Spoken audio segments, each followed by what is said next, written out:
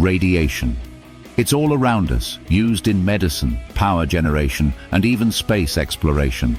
But how do we measure its impact on the human body?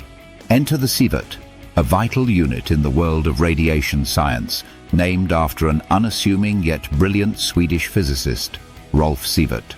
But who was Rolf Sievert, and why does his name live on in the language of science? Rolf Sievert was born in 1896 in Stockholm, Sweden. He made groundbreaking contributions to medical physics in the mid-20th century, particularly in understanding how radiation affects human tissue. At the time, X-rays and radioactive materials were becoming essential tools in medicine. However, their effects on the body weren't well understood, nor were the risks. Sievert dedicated his career to studying the biological effects of ionizing radiation. He was the founder of the International X-ray and Radium Protection Committee, IXRPC, in 1928. This committee later became the International Commission on Radiological Protection, ICRP. He also chaired the United Nations Scientific Committee on the Effects of Atomic Radiation. During his career, he developed innovative instruments to measure radiation, paving the way for safer working practices for both workers and patients. So what exactly does the sievert measure?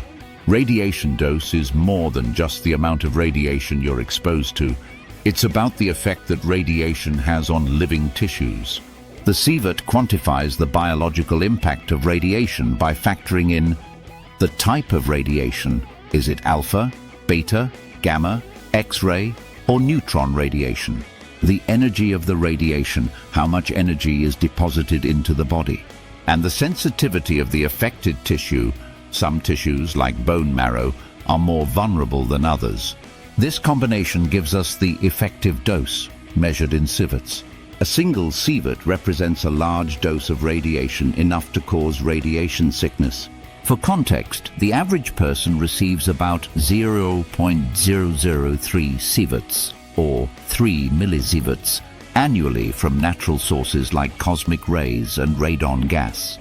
In honor of Sievert's pioneering work, the International Commission on Radiation Units and Measurements named the SI unit of radiation dose after him in 1979. The sievert reminds us not only of his contributions, but also of the importance of protecting ourselves and others in an increasingly radiation-dependent world. Rolf Sievert's legacy lives on in every X-ray, every type of work with radiation, and every radiation safety protocol. The sievert isn't just a number. It's a testament to the life's work of a man who helped make the invisible measurable and safer for us all.